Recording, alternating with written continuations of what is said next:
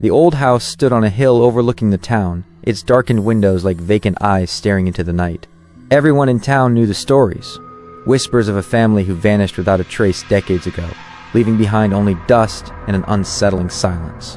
Sarah and Ben, two adventurous college students, didn't believe in ghost stories.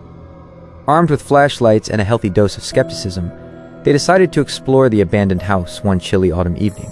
The front door creaked open with a groan that echoed through the silent halls. Inside, the air was heavy and cold, carrying the faint scent of decay. Cobwebs clung to every surface, and shadows danced in the beams of their flashlights. They moved from room to room, finding remnants of the family's life: a child's rocking horse, a half-finished book on a dusty nightstand, a collection of porcelain dolls with unsettlingly lifelike eyes. As they reached the master bedroom, a sudden gust of wind slammed the door shut behind them, plunging them into darkness. Sarah gasped, her heart pounding. Ben fumbled for his flashlight, his hand shaking slightly. When the light finally flickered on, they saw it. Scratched into the dusty mirror above the dresser were the words, "Get out."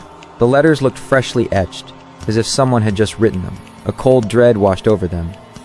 This wasn't just an old, empty house. Something was still here. Suddenly, a faint whisper echoed from the corner of the room, barely audible. "Leave." They spun around, their flashlights cutting through the darkness, but there was nothing there. The whisper came again, closer this time, a chilling breath on the back of Sarah's neck. "You are not welcome." Panic seized them. They scrambled for the door, but it wouldn't budge. It was locked from the outside. The whispers intensified, swirling around them, growing into a chorus of mournful voices. Then, they saw it, a faint translucent figure forming in the center of the room. It was the silhouette of a woman, her face obscured by shadow, her hands outstretched as if reaching for them. Sarah screamed.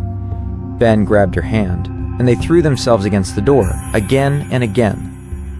Finally, with a splintering crack, the latch broke and they stumbled out into the night air, gasping for breath. They didn't stop running until they reached the edge of town, the dark silhouette of the old house looming behind them on the hill.